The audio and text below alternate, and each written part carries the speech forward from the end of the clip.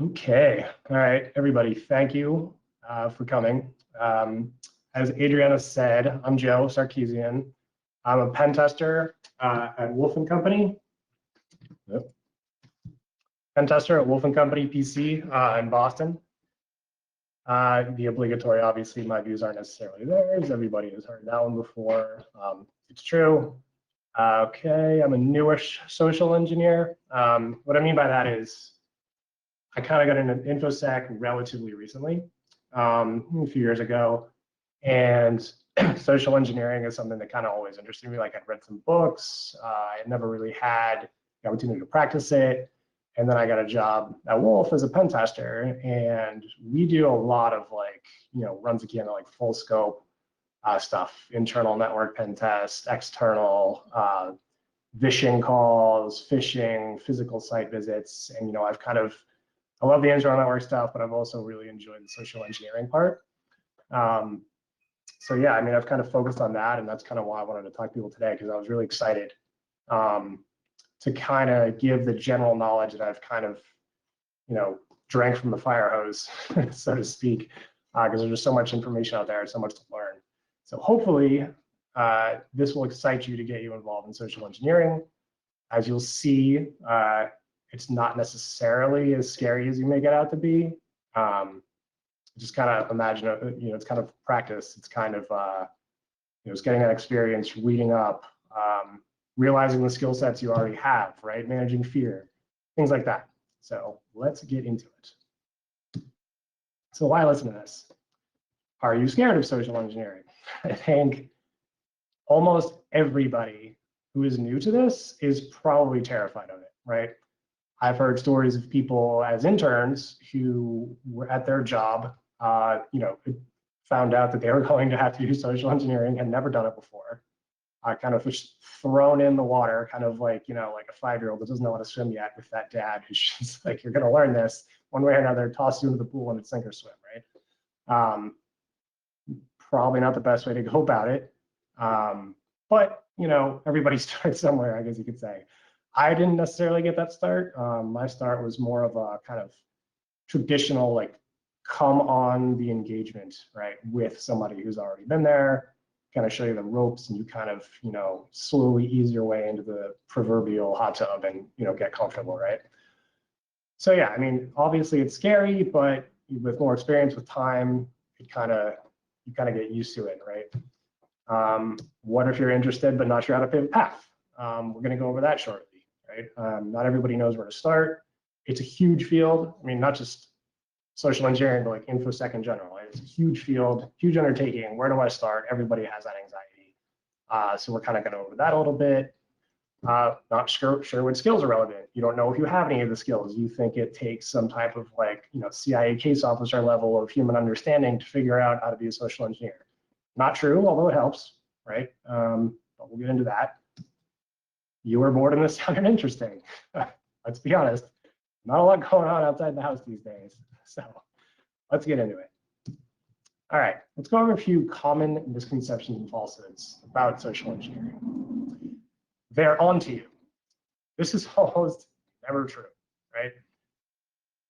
You will, let's say you're on an engagement, right? Let's say you're new, you're scared, you're doing your best not to show that you're scared, right? You've got a pretext. We're going to go over these terms, right? You've got a pretext. You're not sure if it's going to work. Yada yada yada. It's all these things going through your head. You're nervous as hell, right? You walk in the door. They look at you, and the fear washes over your face, right? You think that they know who you are and they know that you're fake. The second you walk in the door, they don't. Unless you give them a reason to believe you are, right? They don't know who you are, right? They don't know whether you're supposed to be there, whether you're not supposed to be there, whether you're famous, right? They don't know any of these things. So put that one aside, right? It's going to take more than you just walking in the front door to be blown, so to speak, right? So that's something that you can kind of just try to put out of your mind. Another misconception, there's only one way to learn, right? Within social engineering, there's a lot of things, right? There's vishing, which are basically like phishing phone calls, for lack of a better term, right? You're calling somebody, you're trying to get them to give you information about an organization. you're pretending to be somebody else, right? There's phishing. That's a little bit more technical depending upon what the scope of your engagement is, whether they want you to try to bypass technical controls to get phishing emails through, or if they're just going to allow your IP address and your fake domain through, right? So there's various levels of that. There's the physical stuff, right? And then within physical stuff, like site visits, right? Like when your client pays you to go visit like a hospital or bank branches or something like that to try to gain access to sensitive files or sensitive areas, right? Like plug something in, try to get a connection back to a C2 server somewhere in the cloud, right? That also runs the gamut. There's a lot of different scoping and scope. There's a lot of different scope within an engagement like that too. Maybe they just want you to place a business card inside the server room and walk away, right? That doesn't require a lot of technical background, right? But maybe they do want you to go for that, and it might require a little bit more of a technical background, right? And you bring that, whatever skill set you bring to the job or to the internship or whatever it is, right? A good boss will learn to utilize what you know to be effective in these social engineering engagements, right? So there's definitely not only like one static way of doing it. A lot of people take it upon themselves personally and think that they're a terrible social engineer if they get caught, right? Getting caught is exactly what you want as a white hat social engineer, right? You want the client to stop you, ask you the right questions, and determine whether you actually belong there, right? This is especially big if this is your second year engagement or your second audit period with this client, and you tore them apart the first time, right? You got everything. You could have set fire to the building and nobody would have known it was you, right? If you come back the second year, right, and you get caught, and you can see that trajectory of what your recommendations were in that report, and then you see people using those recommendations to figure out that you're not supposed to be there, and they call you on it, that should make you proud, right? Because you're doing exactly what you should be doing. They're not paying you to come in and make them look stupid.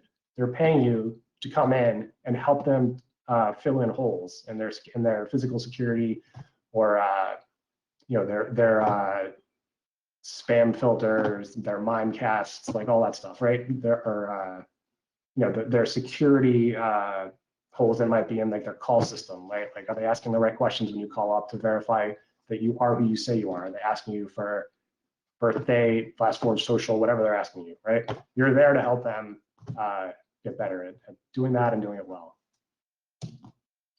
Kind of went over this a little bit, but a lot of people think like, oh, I need to be like, Elliot Alderson, right, in order to be a social engineer.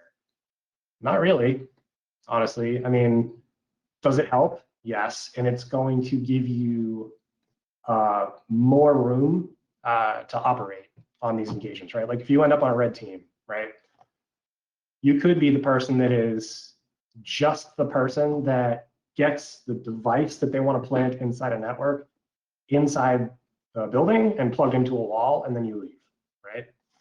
It's going to help if you understand how that device works, right? So that when you plug it in, if there's something wrong with it, right, your contact outside who's checking for a connection can say, oh, that didn't work. And you might know, okay, well, that might be because this port is blocked. I'll try this one. Or I'll plug this in the back of a VoIP phone because I can bypass network access controls that way. I know I'm getting a little technical there, I apologize. But it helps to have a technical understanding, even in social engineering, but it is not necessarily important to get started, right? And this one, right? So people think, oh, this giant organization, right? They're terrifying, like they have a ton of people, there's security everywhere. It's going to be, like really, really hard to penetrate this place. In my personal opinion, I think that is completely ridiculous because the bigger the building, the more people, the more entryways, exit points, people you can follow to the Starbucks across the street and scan a badge, the less attention people are going to pay to you in general, right? If you have to go to and like pen tests, or you have a social engineering engagement with a giant bank, right? One of their op centers, right? 15,000, 20,000 square foot facility in, downtown Dallas or something like that. Or you have one bank branch in like northern New York, and they want you to try to get access to the server room. I'd much rather go to the bigger place because there's going to be many more options for me to gain access than just having to walk essentially in the front door of one small bank branch and praying to God they believe my pretext, right? Okay, so all that aside, and I apologize, my thoughts are a little crazy. All that aside, getting started, right? So many of you, you're just getting started in the field. You might be, curious about it. Wherever you are, like let's talk about, just basic ways you could get started if you're kind of at a loss for what to do, right? So I think one of the most important things, like get comfortable just talking to people, right? If you like the idea of social engineering, but you spend 12 hours a day in front of your computer doing like, internal network pen testing, and you don't really get out much, it's going to be hard, to do social engineering, emphasis on the social part of that, right? So you have to get comfortable talking to people. Smile at strangers. I know it sounds crazy, and maybe when you smile at somebody, they'll give you a blank stare, they'll smile back, they'll look angry or something like that, but that's all part of getting comfortable, is deal with those reactions and don't let them get to you, right? If you smile at somebody and they just give you an angry look, oh well, right? Like it might kind of like hurt your feelings or feel weird, or you're like, oh, I don't want to talk to people anymore because that's the reaction I'm gonna get.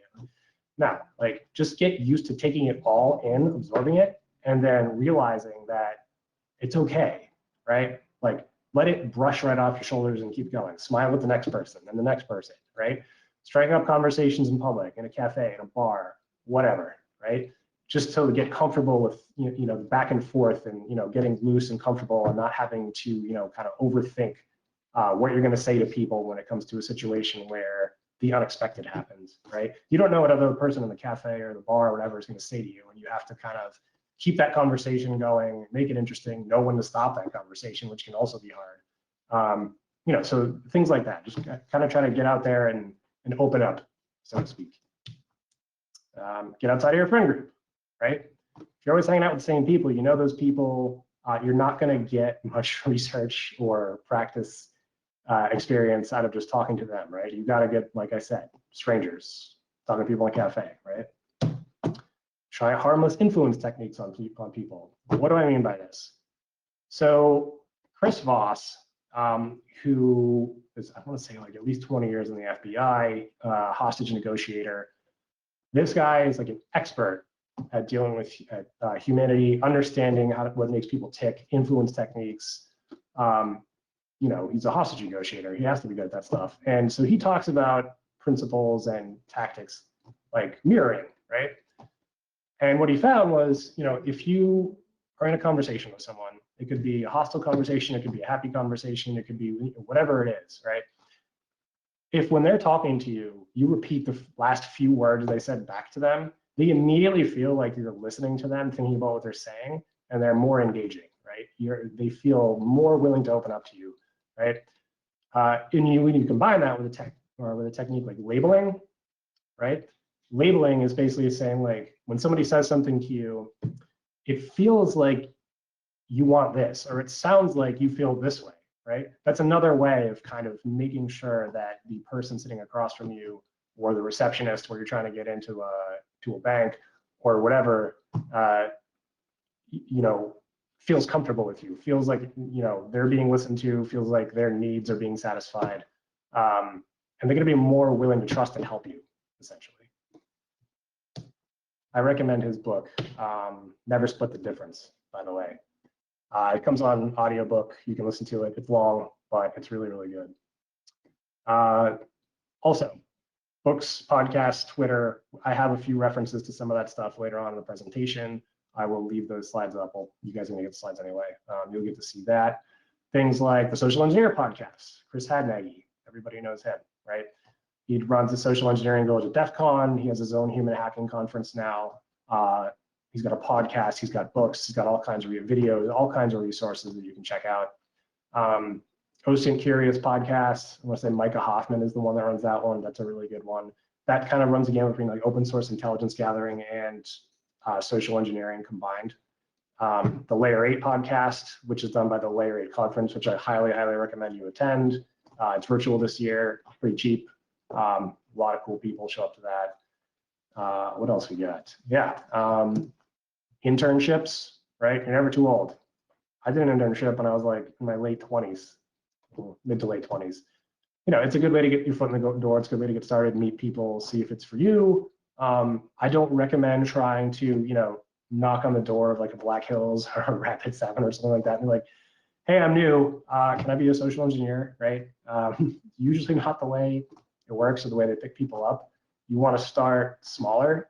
You want to gain some knowledge. You want to show that you know what you're talking about. You have the lingo down. You understand, you know, things about the field before you decide to just jump right in and think you deserve a job that pays you 75K or whatever a year, right? Yeah, I mean, once you have some practice, once you've read, you know, once you practice what I said, right? Like smile at strangers, the conversations, get outside your friend group, harmless influence techniques. Once you've listened to the podcasts, read the books, maybe played with some physical bypass equipment like door shims or lock picks or something like that, right? Well, write about your experience. Write about it on, you know, a LinkedIn, on LinkedIn, right? On a personal blog that you have. Twitter, right? Share other people's cool work on Twitter that's to do with social engineering. You know, make comments, retweet things, post your own things that you've learned, right? And slowly you'll start to realize, like, who should I follow? And then you might get some of your own followers, and it kind of builds from there. It builds out a resume, right? So when you're finally trying to get that internship or that job after you've had the internship or something like that, you know, you have the background that people can check out. They're like, okay, this person's serious. You know, he wants to get into this, and he's passionate. He or she is passionate.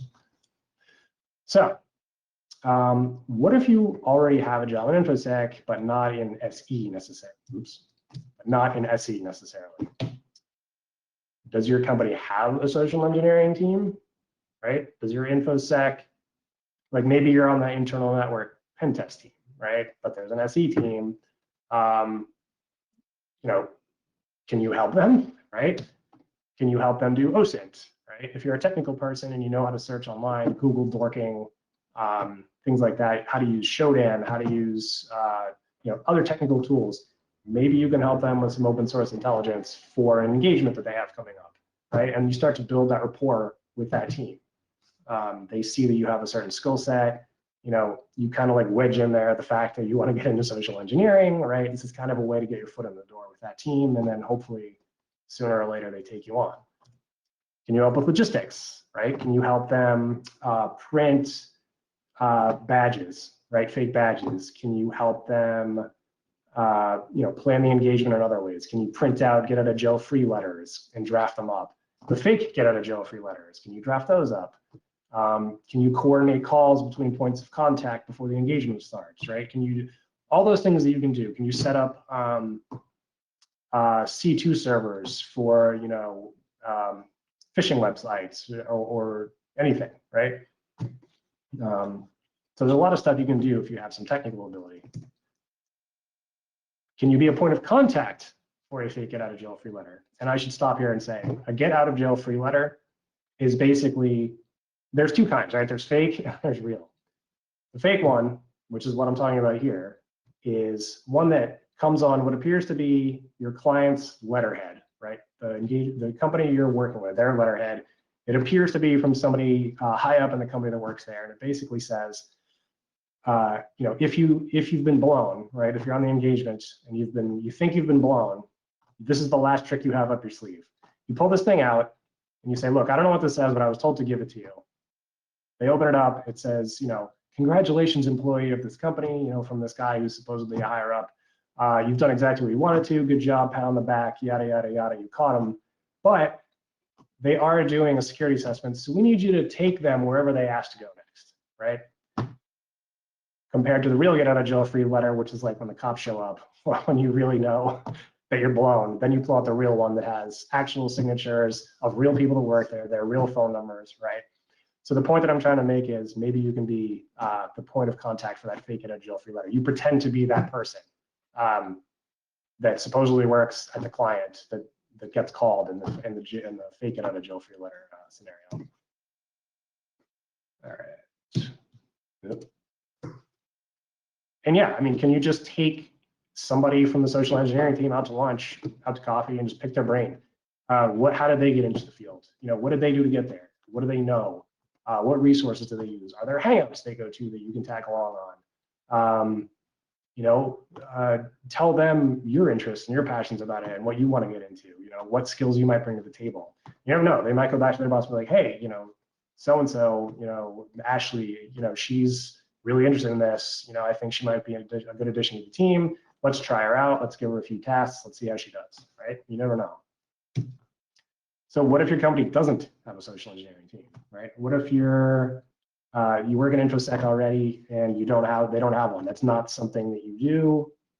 Either management you haven't gotten there yet. Like they don't have the manpower. They just don't think it's valuable, whatever the case may be, right? Be the champion.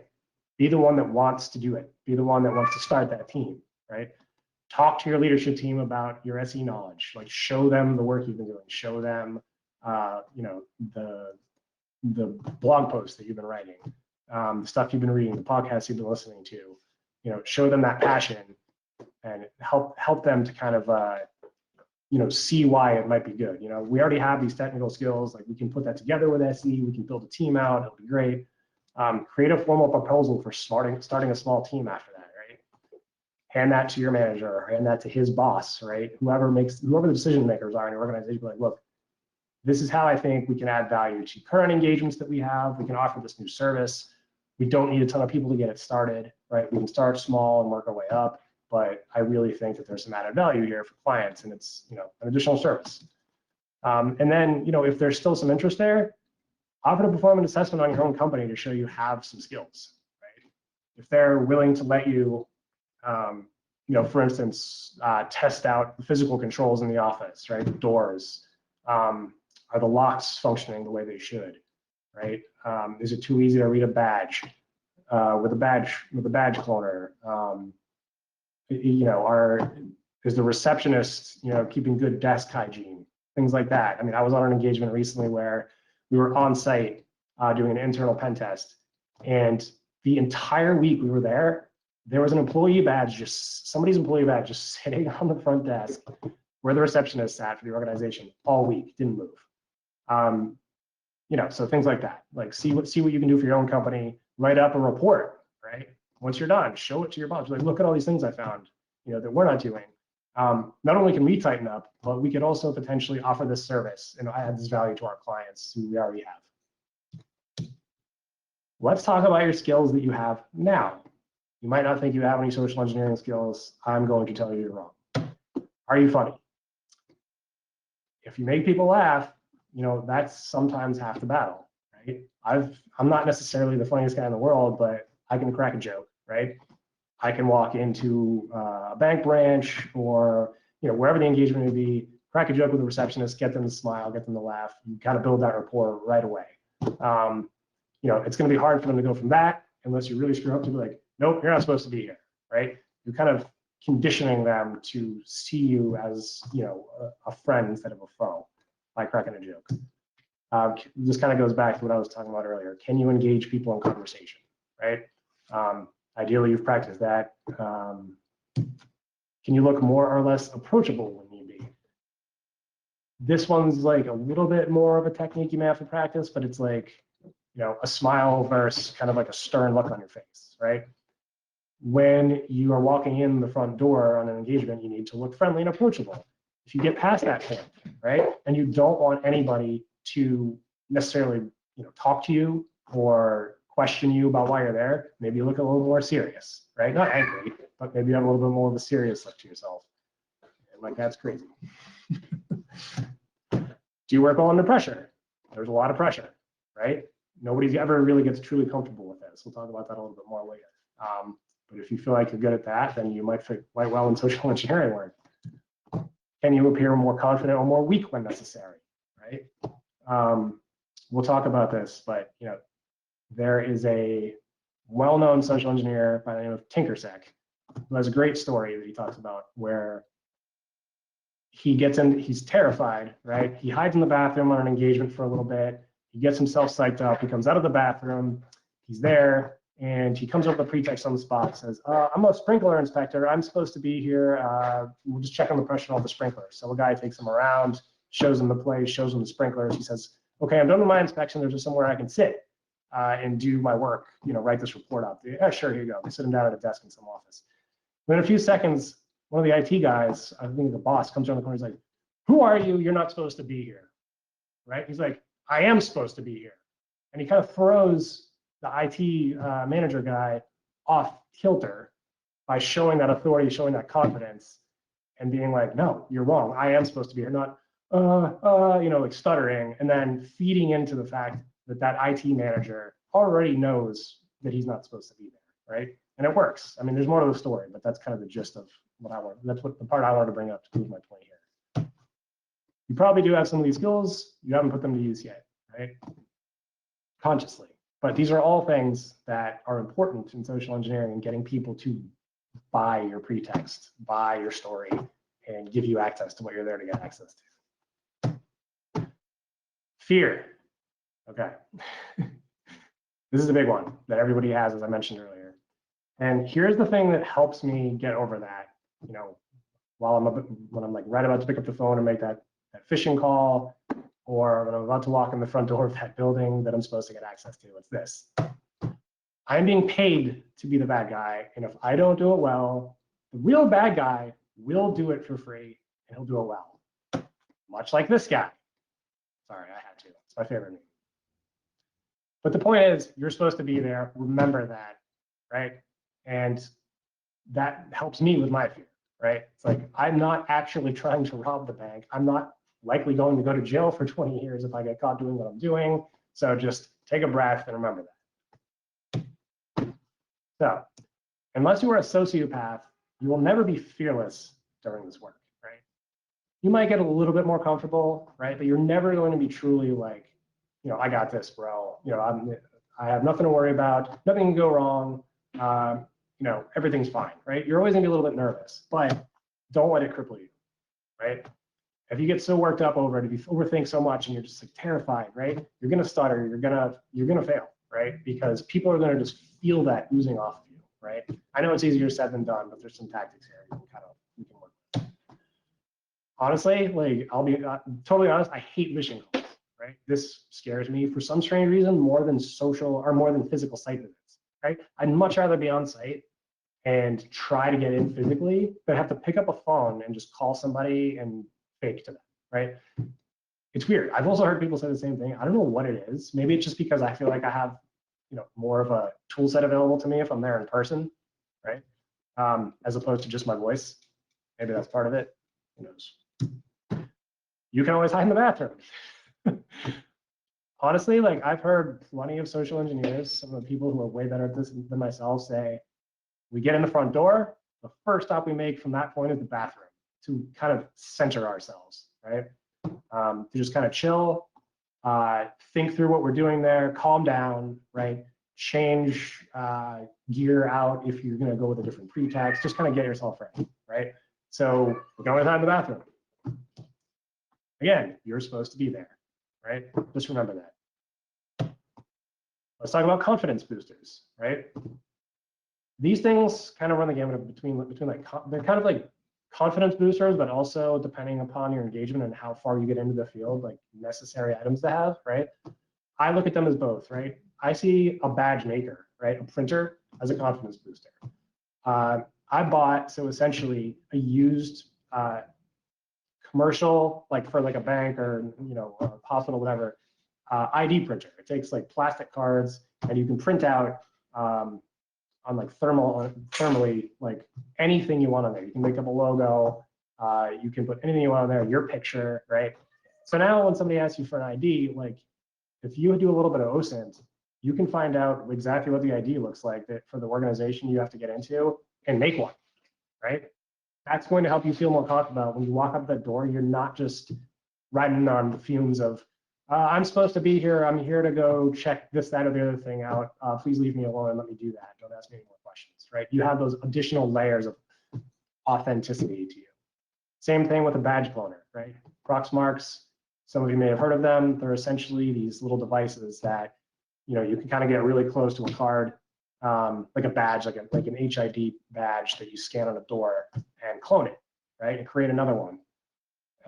You know, if you can just, you know, do a little bit of active recon on a job. You follow somebody across the street from a building that works at your client into a Starbucks, you clone their badge, right? Then you take your badge printer, print what their badge looks like on top of that. You don't have to go to security. You can look like you own the place. You walk in, you scan your badge, you walk through the turnstile, you go to the floor, right? Very little to worry about in that scenario, unless they have some advanced techniques to, you know, catch that badge swipe. If, for instance, the person who that badge belongs to already swiped in that morning. But from what I understand, that's very rare. So that's another confidence booster that I personally feel like is very important, right? Practicing with your bypass tools, right? Practicing lock picking. I mean, honestly, that's more of like a fun skill, I think, at this point. I mean, when you talk to, or, you know, listen to talks by a lot of well-known social engineers that work, you know, for some of the big companies out there, they're using plastic shims to get to bypass doors. They're using under the door tools, which basically like goes under the door and hooks the latch from the other side to let you in. You know, they're using stuff like that. They're not sitting there picking a lock. But regardless, whatever your tools are, practice with them at home, practice them with a friend's house if they let you. All right now, but you know, practice, right? It's going to build up that confidence. Like, you know, if you come to a locked door, you can be in there in 30 seconds because you know how to use your tool. Fake business cards, right? Somebody asks you for a business card when you're on site randomly. You know, yeah, I work for Verizon. Cool, can I see a business card? Ideally, you've made fake business cards and you can give them a Verizon business card, right? Again, like more layers of authenticity that, you know, prove you are who you say you are. You can go to, I can't remember the name of the company now. I feel like I have my card somewhere. But you can basically print Vistaprint. You can go to Vistaprint and you can get like, you know, 100 business cards made for like $10. Right? It's super cheap and it adds that layer of authenticity. And honestly, heavy metal.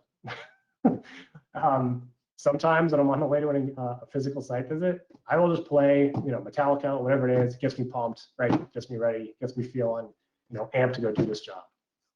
It could be, you know, rap, whatever you're into.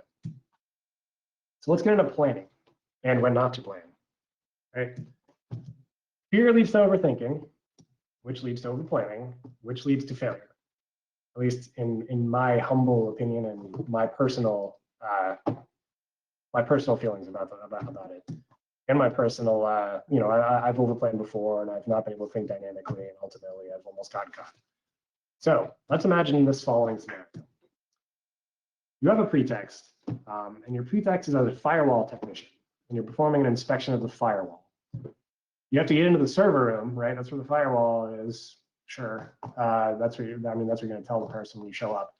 Prove you were there, and by like leaving a card, right? You don't have to plug a device in. You have to do any of that. You've rehearsed everything, right? Because you're kind of nervous, right? You've rehearsed every possible line of questioning, all of your interactions that could happen, all the different people you might talk to with security guards and other employees, like literally everybody. You have curated answers, like in your head, you are ready to go, right? You performed OSINT, and you know that somebody named Mike L is the network admin, right? So he's probably the guy you're going to ask when you walk into the building to show, like, yeah, like I know who I'm supposed to be here. I know who I'm supposed to ask for, right? And you expect you're going to walk in. There's going to be a receptionist, and you expect that conversation to go like this. Hi, can I help you? Yeah, I'm a super secure firewall company. I'm here to perform the annual inspection of the device. I need access to the server room for 5 minutes. Okay. Okay, who's your contact here, right? Receptionist is doing what she's supposed to do. I spoke with Mike L today. He said to let you know why I'm here, and he'll check in with me after I'm done with the inspection, right? So you're trying to basically say, like, leave me alone, like, you know, I'm supposed to be here, you know, Mike L, I know everybody, right? Mike L's my boy. Mike L hasn't worked here for 3 months, right? Panic ensues. You didn't plan on this, right? That wasn't part of your perfectly manicured, curated line of how this engagement was going to go. You stutter, you can't pivot, the fear starts to show, right? She sees you as suspicious, you're blown, right? Game over, that's it. So what do we learn from that, right? We're going to go into that a little bit. Don't rehearse expected conversations, right? Know who you're likely to run into, right? Because you've done some OSINTs, right? You know, I might run into this person, might run into that person, but don't necessarily plan to run into them and plan what to say to them when you run into them. If you would plan to say something first, but they say something first to you and it's a question you weren't expecting, right? You're like, well, that's not how this is supposed to go. That stutter, that momentary pause of like that doesn't compute with what you had in your brain. It will subtly, like subconsciously, you know, give off a whiff of this isn't right to the person who is there trying to vet you. Don't plan your exact movements, right?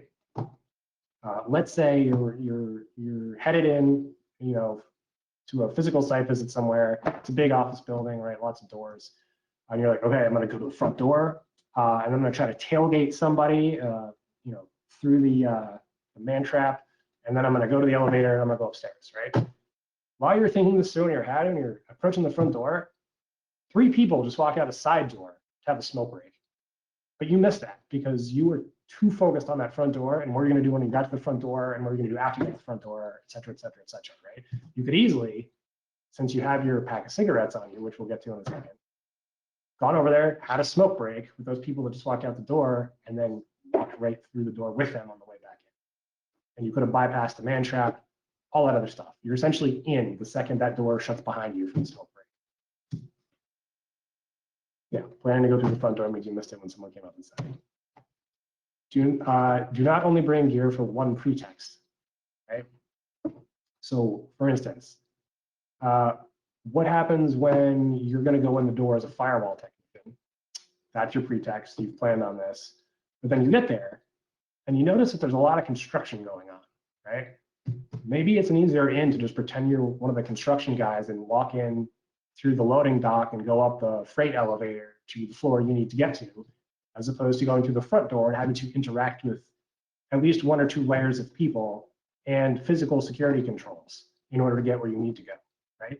Did you bring your vest, your clipboard, and your hard hat? Your high-vis vest, like the yellow one? You know, do you have boots in the back that might look like you're a construction worker and, you know, in your back seat? Or did you only plan for one contingency, right? So these are things to think about. Don't panic and do something out of scope, right?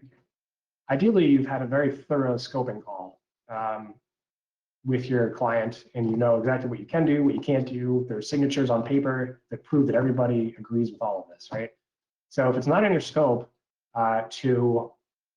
for instance, interact with building management in order to get where you need to go, right?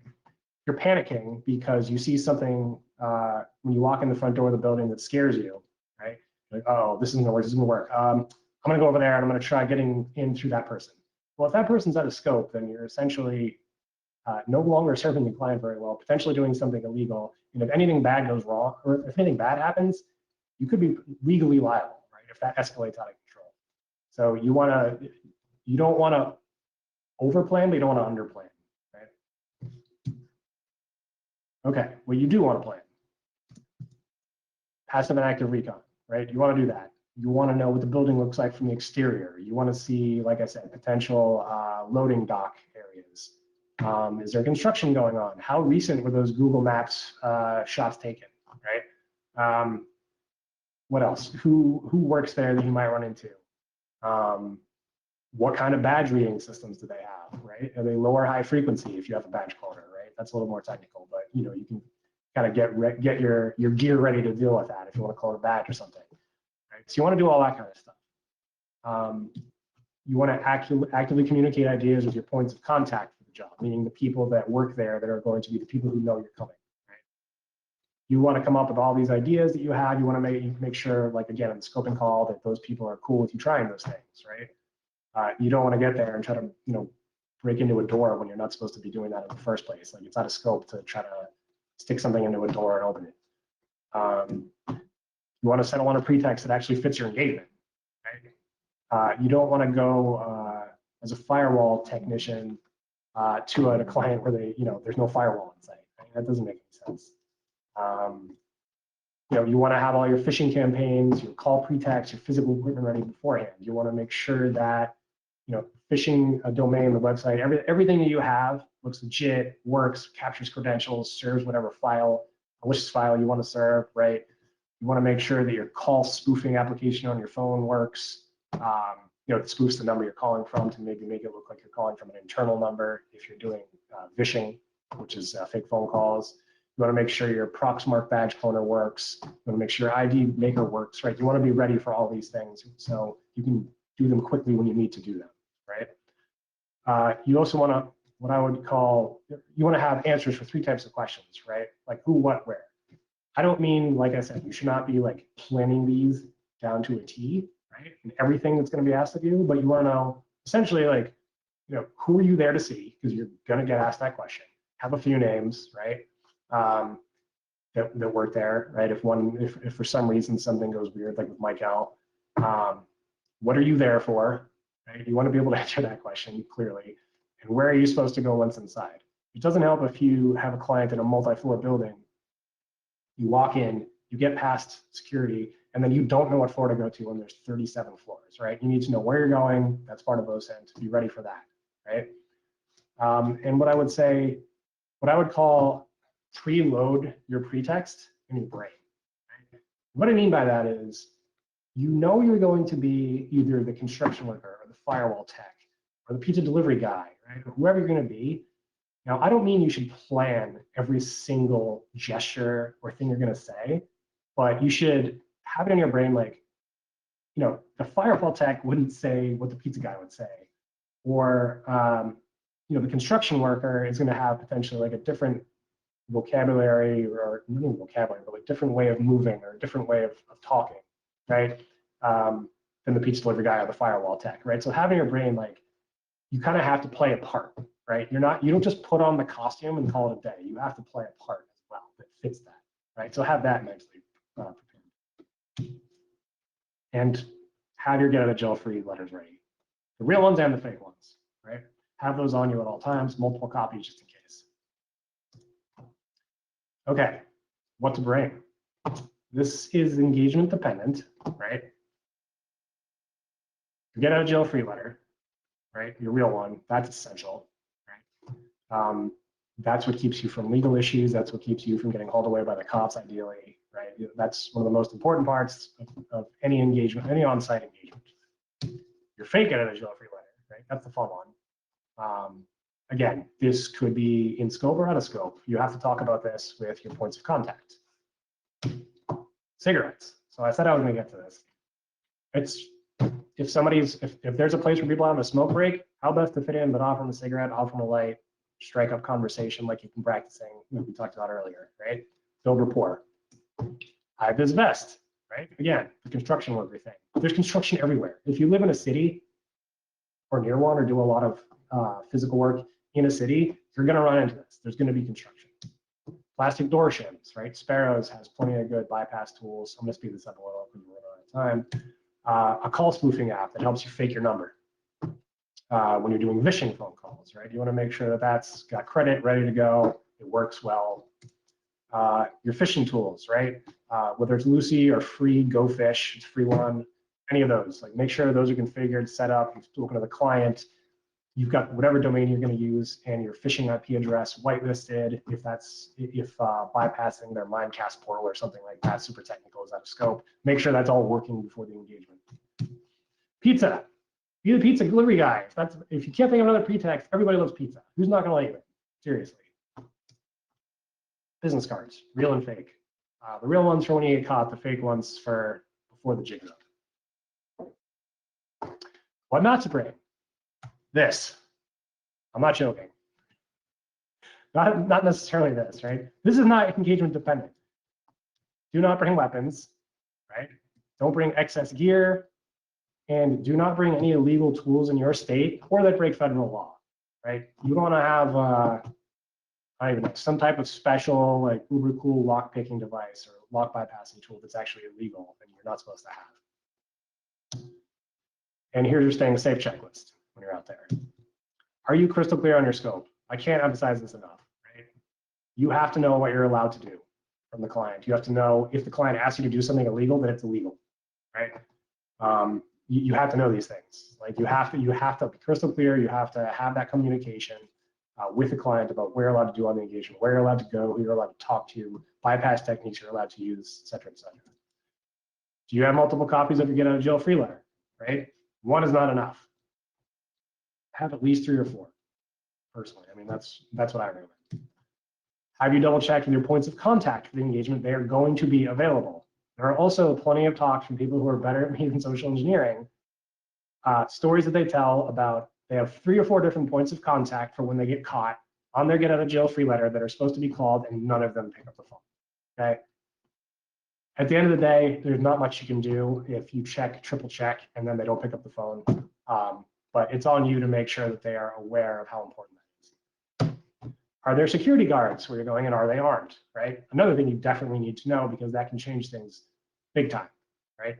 Maybe you are thinking of, trying to scan one of their badges. Maybe that was in scope, right? But you might not want to do that if they're armed, because God knows what they'll do. If the building is managed, does the building management know you're coming, right? They need to know, because if you get caught by building security, right, and they call the cops, if their managers don't know what's going on, then they don't care what kind of get out of jail free letter you present. Like they don't believe you. They have no clue you're coming. There's nothing there, right? They have no reason to believe you, and they're likely to call the police. If you're blown, do not run. Going back to those cops, especially from them, right? Do not run from the cops. Explain yourself. Move slowly, right? No sudden movements, especially if the cops are there, or if they have armed security guards, right? Just don't do it. Take out your get out of jail free letter. Ask if you can make a phone call. Ask nicely. Calm. Don't get angry, right? Be friendly. It's for your protection, trust me. Okay, more learning. Conferences and events. Oops. Oh boy. Layer 8 Con, Providence. It's unfortunately virtual this year. It's still going to be a great conference. I was there last year in person. It was awesome. I'll actually be speaking at this one, similar topic. Hope to see all of you there. The Human Hacking Conference, which is a new one by Chris Hadnagy. That's like a 2 or 3 day with training. That's awesome. I mean, I haven't been, right? But looking at some of the presenters and some of the people who are attending, that was a great event. It looked like a great event. I think some of the videos are up. I keep doing that. Social Engineering Village at DEF CON. If you can afford to go to DEF CON, I highly recommend the Social Engineering Village. Plenty of awesome people there that will teach you a lot of crazy stuff. Who to follow on Twitter? Tinker, obviously, Snow, Jason Street, Deviant Ollam, a lot of these guys, Joe Gray, great resources. Previous talks and other videos, you can kind of go through those on your phone. There's a lot of good stuff in here. This is kind of just the beginning, honestly. Highly recommend Chris Voss, the Art of Negotiation, like the mirroring and the labeling thing that I was talking about. It's really going to help you build rapport when you're in person. So with that, thank you, everybody. I think we have like 10 minutes for questions if there are any. And yeah, great times. Thank you so much.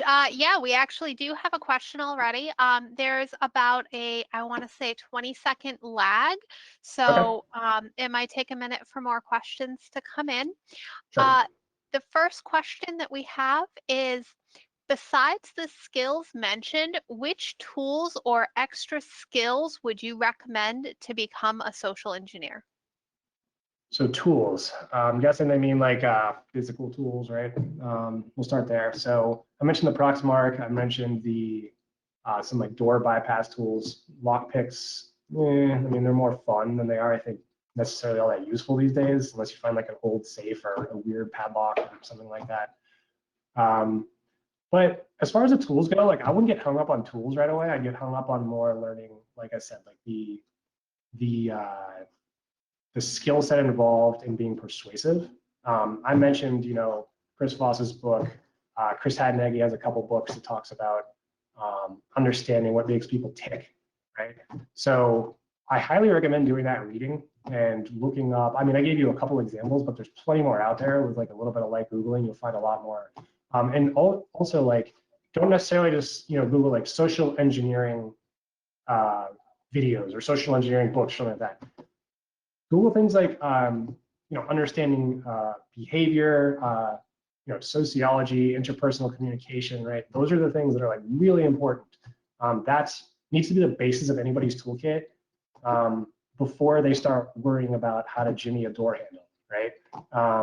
And don't go crazy on tools either right away. I mean, when I started, it was just, I bought my little, lockpick set and thought it was the coolest thing in the world. And then it, then it turned into like, for instance, like a little door shim, like plastic door shims, right? And then I got really into it when I found out I had some bigger engagements coming up with bigger clients. I'm like, I'm gonna buy this fake or this used badge maker, and I'm gonna get a Proxmark. I'm gonna do right. So it's like it kind of builds on itself, but the foundations are important before you get into, you know, the elite skills, so to speak, in buying all the expensive gadgets. Great, thank you. Looks like we have another question coming in from Discord. Other than Chris Voss, what other authors would you recommend for people? Oh, wow. So I had really focused on, I mean, I read like all of his stuff. Robin Dreek is another one. I believe he was ex-FBI as well. He's big with Chris Hadnagy. They do a lot of work together at Social Engineering Village and DEF CON. He's frequently on the podcast. I apologize, I can't think of the names of his books off the top of my head, but he's written a lot of good stuff. Oh man, who else? Yeah, like blogs, like TinkerSec's blog is really good. He's got a lot of like cool, funny information on there. I don't know if they're talking about just like interpersonal communication skills or stuff like that, but I mean, like anything that you look up that's like interpersonal communication that is like peer reviewed, for instance, like it doesn't have to be uber technical and like, you know, this study where there's a bunch of stats in it, right? But like, you know, Psychology Today, even, you know, stuff like that, stuff where you can like digest, you know, peer-reviewed, legit information, you know, that's and research that's been done on the topic. You know, the practitioner stuff, like I was talking about, like Chris Voss, Robin Dreek, guys like that, interesting and you know, they're practitioners. That's the other side of it. But understanding like the gamut of like the research and then how they put it together to be actionable when you're actually on a job, I think is really important to kind of understand how to do that. Great, thank you. Okay, so we had one more come in. They are wondering about the legality of bringing lockpick sets on the engagement. For example, Right. the Open Organization of Lockpickers says they are risky in Tennessee. So lockpicks during an engagement, good idea or bad idea? So I don't know if they mean like specifically like lockpicks or just like door bypass tools in general, but I mean, that goes back to scope, right? So you need to talk to obviously your points of contact that are kind of be the, you know, your liaisons with the client for the engagement, right? So if they say, yeah, do anything you want, like pick locks, do this, you know, bulldoze through the side of the building if you have to, you can. Obviously, you know, that's probably legal, but it's kind of on you as a tester to know the local laws and know what you can do in the given state that you're operating. I wish I had a better answer for that, but it's kind of part of being a professional. You know, I mean, if somebody doesn't want to, if somebody gives you a broad scope, right, and you might want to jump at the opportunity to do anything you possibly can to get in the door, but you have to be safe and legal about it, right? So, for instance, the Tennessee example, yeah, I mean, if you can't bring lockpicks, don't bring lockpicks. Hope that answers it. Great, thank you.